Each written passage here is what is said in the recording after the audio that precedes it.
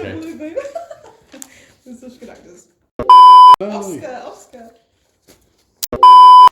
The news at 10, this is what this is. Except way less rehearsed. That's what I have to work with. You putting me down to a woman? Yes.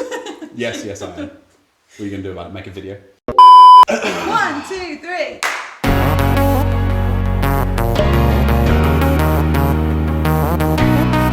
Hey dudes, how's it going? Welcome back to another video. Today we've got Matt with us. Hello. And we are discussing the roles of men and women in church and life and marriage. Should you answer the first question because it's... Tell you what, I'll ask the first question.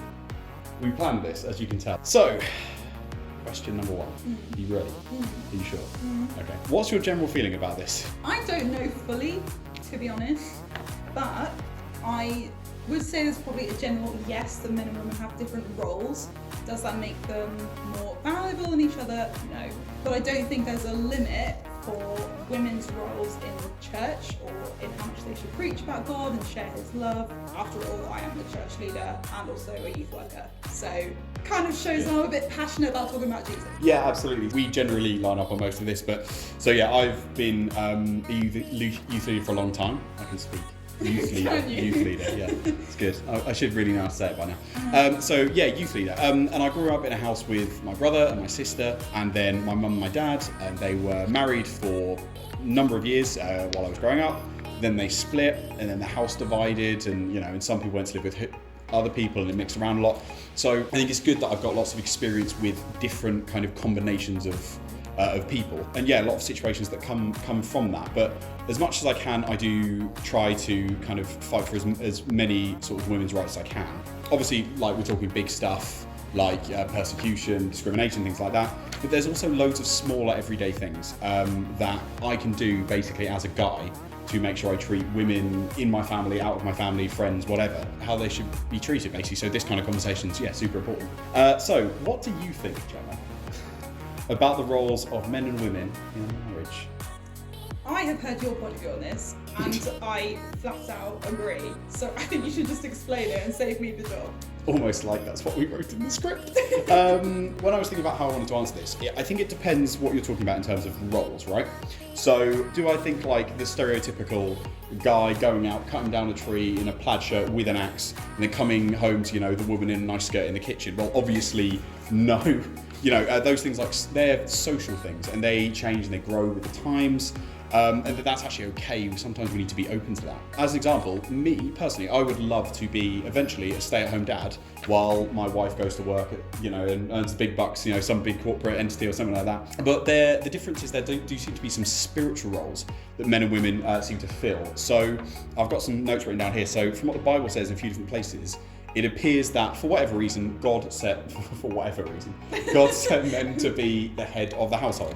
So in 1 Corinthians 11:3, it said that the head of a wife is her husband. Now that's actually a common one that's used to kind of put women down a lot, but the context is really important. So the full verse actually says, "But I want you to understand that the head of every man is Christ, and the head of a wife is her husband, and the head of Christ is God." So God does appear to have put men as the head of the family. Yeah, we don't quite know exactly why. But here's the thing, it's interesting. Men and women's roles in a marriage are actually compared a lot to Jesus and the church. So another note, Revelation 21:2, it describes the church as the bride of Christ, and that Christ is the bridegroom. So that's just normal groom, for those who haven't heard that before. So when we're looking at how a husband should treat his wife, we should look at how Jesus treated the church. Make sense? Was Jesus the head of the church? Was he in charge? Well, in Colossians 1:18, it says that he was in charge, but what did he choose to actually do with it?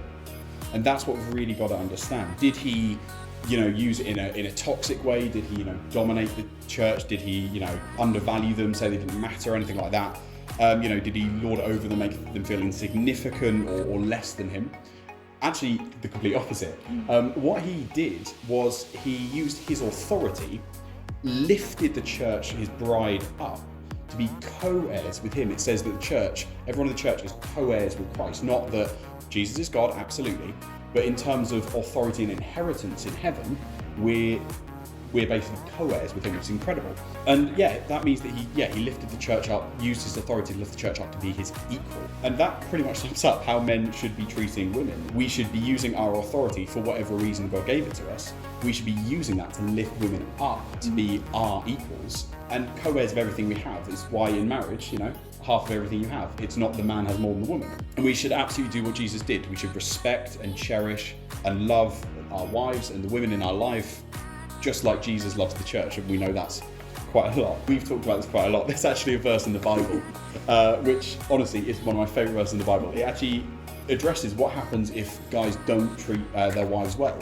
Often we think of kind of this patriarchal society way back when, which it absolutely was. Peter actually says how it works. It was actually Paul. It was Paul. Yeah. It was Paul. It was Paul. And he said, in the same way, you husbands must give honour to your wives. So when he's talking about in the same way, this is just after the common verse that kind of not great guys used to say women should submit to their husbands. It's literally the next chapter. So it's right afterwards. It's really important just afterwards. And it says, where we are? Yeah. So in the same way, you husbands must give honour to your wives. Treat your wife with understanding as you live together. She may be weaker than you are. Now, hold on. I'll deal with that in a minute. Alarm bells ringing. Alarm bells, yeah. But she is your equal partner in God's gift of new life. Treat her as you should, so your prayers may not be hindered. Okay, yeah, I know. So first thing to note, so I know it says weaker, but this is talking about physically weaker. Are there women who could beat me up? 100%. I'm sitting with one at the moment. But on average, the average guy is stronger than the average woman, just physically.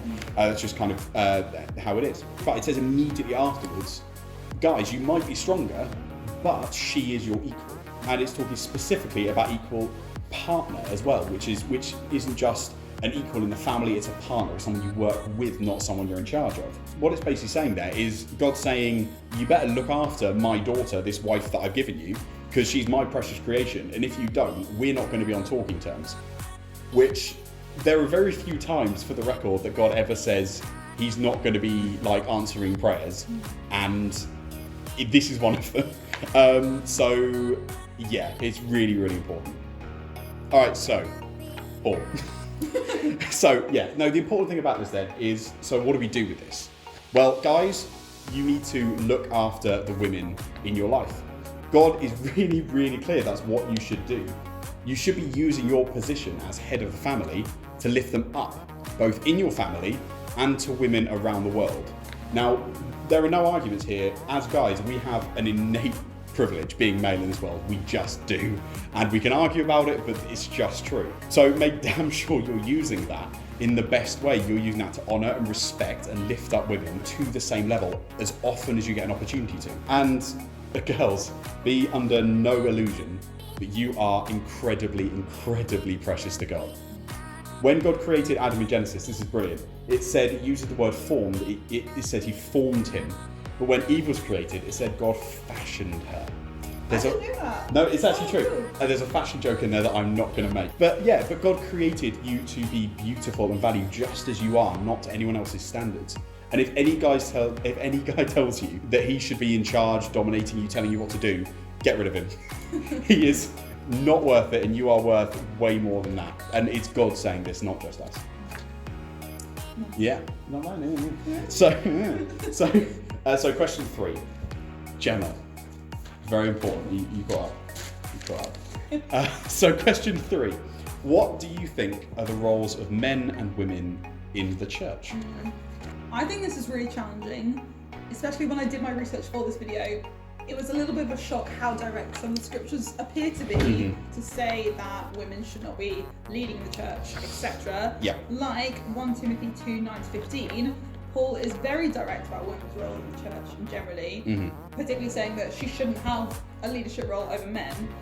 But these words are from a culture-bound human male, and I think it's important to understand that when we're reading the scriptures and not just bypass that and take things at face value. Yeah.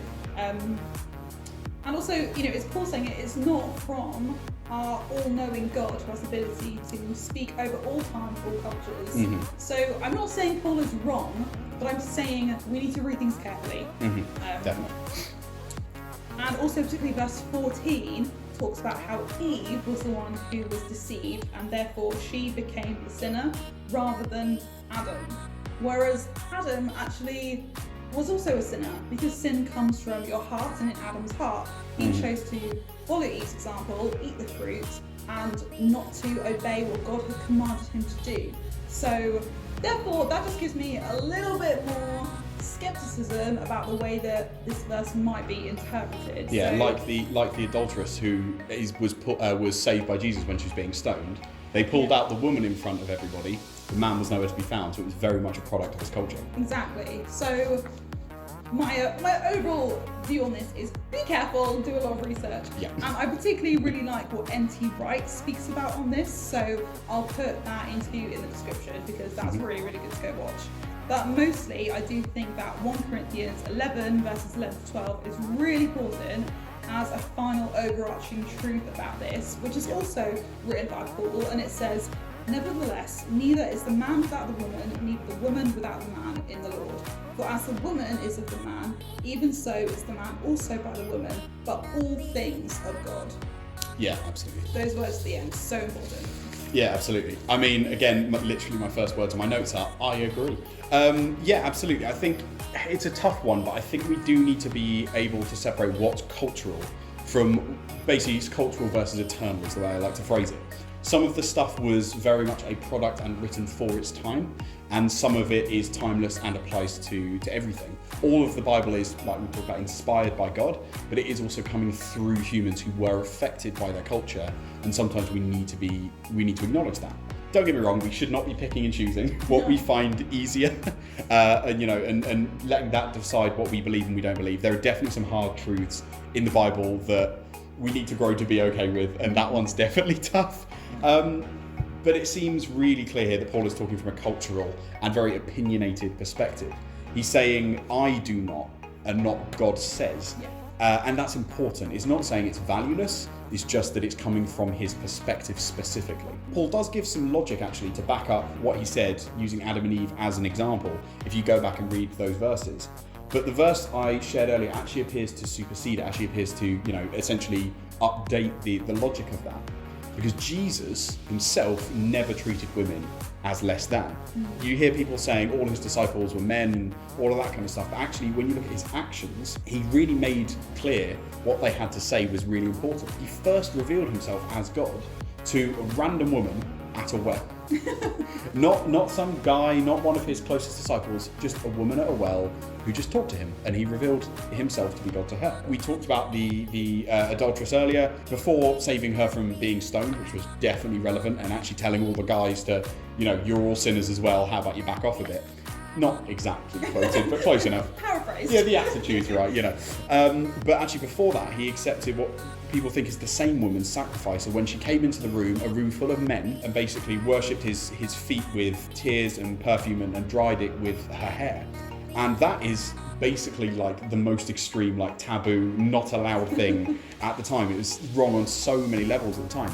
But he accepted that, and he honoured her, and he said, go and sin no more, instead of get lost, you're not allowed to be here. And the one that's most interesting, when we look at his resurrection, Jesus actually really picked and chose who he revealed himself to after he came back. And he wasn't, coming back to gigantic crowds, he was coming back to specific people. And the first people he showed himself to, completely by choice, were the women who were outside the tomb. He came up to them and talked to them like he was a gardener, and then actually revealed himself. It's a great story. But he specifically told them, go and find my brothers and tell them. He's giving them an instruction. Their words matter. So women not only have as much to say as men in the church, that's my belief, based on all of this, but actually as men, as guys, we should be open to hearing from female perspectives in a male-orientated world. We've heard so much about how God has affected a male life. We have heard literally thousands of years of that. But we should be willing to understand how God has affected female lives too. especially after, frankly, they were just silenced for so long. So yeah, question 4 then, leading perfectly into it. What do you think are the roles of men and women as people? Well, for me, not as a woman, but as a child of God, I believe that I'm called to leave my old life behind and put God first in everything I do. And that means that I'm going to go out and teach about Him, and I'm going to share my testimony, my personal experience of God. And particularly with young people, like, God has put this passion and calling on my life to go and spread the word about it. So just because I am a woman, that's not going to stop me doing it. I love God, and that's going to be above anything else, and I want other people to know that. Yeah, absolutely. Funnily enough, I agree again. It's very convenient now that keeps happening. Thank you. I think there are so many labels that we put on ourselves. So many ways we like to define ourselves, so many ways we like to get into tribes and argue with each other. But the only one that will matter in the end is that we're children of God, right? We are called to mimic Jesus, regardless of gender, full stop. And that life of Jesus is not a life of hatred or rejection or discrimination. There is, I often like to say, there's no room for discrimination in Jesus' message. There's, no one's ever been able to find any evidence of that and actually convince me of that, and I fully believe it. That life that we're called to mimic Jesus through is a life of unconditional love and ultimate acceptance and understanding that regardless of anyone's race or sexuality, gender identity, political view, past history, criminal history, or anything else people like to hate each other over, that they're just as loved as us and should be treated that way, because we have those labels too. We're part of one group or another, and if we decide that group isn't loved by Jesus as much as us, then we're completely lost. So we should be absolutely treating everybody as if Jesus is in the room and He is saying, that person, even that person, I love that person. So yeah, absolutely. Even that person pointing around me. Even that one. Even her. even her. Yeah. So thank you guys very much for watching. It is a tough topic, and it is one that a lot of people have a lot of emotion tied to, so thank you very much for bearing with us with this one. If you have any questions or anything you're worried about, comments. Yeah. I think we'll probably both end up in there and just announcing anything you're worried about, confused about, anything like that, or any questions you have. But just out of all of this, just remember, Jesus loves you. It's the best message, and I think it comes out based almost every note we've put down, pretty much. So yeah, thank you very much. Definitely catch the next one of Gemma's videos, and we will see you next time. Bye. Bye.